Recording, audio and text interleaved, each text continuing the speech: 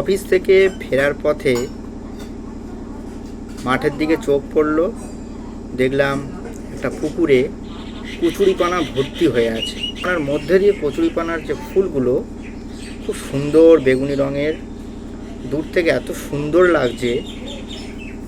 তো এই কচুরিপানা ও কচুরিপানা ফুল সম্পর্কে কিছু আকর্ষণীয় তথ্য আপনাদেরকে জানাই।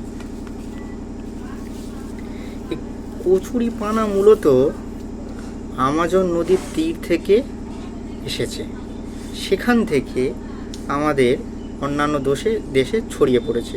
যেমন এশিয়া আফ্রিকার যে দেশগুলো আছে সেখানে ছড়িয়ে পড়েছে।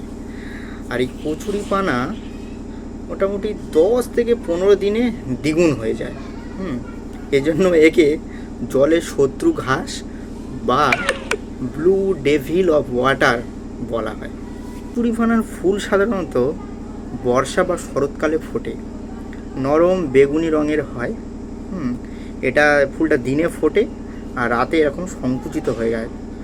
আপনাদের বাড়ির পাশে যদি কারোর কচুরিপানা জলে ভর্তি হয়ে থাকে, দেখবেন এই যে ফুলগুলোর যে পাপড়ি সেগুলো রাতে মানে কুঁকড়ে যায় অনেকটা, আর দিনে প্রস্ফুটিত হয়। এই প্রতিটি ফুলে 6টা করে পাপড়ি থাকে। আর হচ্ছে এই দেখুন এখানে 6টা পাপড়ি, 1 2 3 4 5 6, 6টা পাপড়ি। আর এই যে ফুলের এই যে হলুদ যে অংশটা, নীলচে বা হচ্ছে হলুদ দাগ, এটা হচ্ছে পোকামাকড়কে আকৃষ্ট করে, যা হচ্ছে দিক নির্দেশক চিহ্ন হিসাবে। কচুরিপানাকে তো মূলত বদনাম করা হয় যে খুব কম সময়ের মধ্যে পুকুর ছেয়ে ফেলে আর হচ্ছে মাছের বংশবিস্তার রোধ করে। যাই হোক, এর কিছু একটা গুণ আপনাকে জানাই। এই কচুরিপানা জলের যে সীসা, ক্রোমিয়াম, আর্সেনিক থাকে, মূলত জলের যে ভারী ধাতু, এই কচুরিপানা এটা শোষণ করতে পারে। ওই জন্যে কিছু দেশে একে জল পরিশোধনে ব্যবহার করা হয়, ওয়াটার পিউরিফিকেশান হিসাবে একে ব্যবহার করা হয়। এছাড়াও আর কি করা হয়, শুকনো কচুরিপানা থেকে, এই কচুরিপানা যদি শুকিয়ে যায়, এই শুকনো কচুরিপানা থেকে বায়োগ্যাস, জৈব সার ও হ্যান্ডমেড পেপার তৈরি করা হয়। এমনকি এটা বায়োফুয়েল যে তৈরি করা হয় সেখানেও ব্যবহার করা যেতে পারে। এই কচুরিপানার পাতা ফাঁপা থাকে, ভেতরে বাতাস ভর্তি থাকে, তাই এটি মাটিতে না গেঁথেই সহজে জলে ভাসে, যেন প্রাকৃতিকভাবে তৈরি জল নৌকা। আর এই কচুরিপানা 1 বছরে প্রায় 30 লক্ষ বীজ ছড়ায়। একটি গাছ থেকে বছরে প্রায় 3 মিলিয়ন বীজ জন্মায়, আর সেই বীজ 20 বছর পর্যন্ত জীবিত থাকে। কিছু দেশে এটি সবুজ সোনা নামে পরিচিত।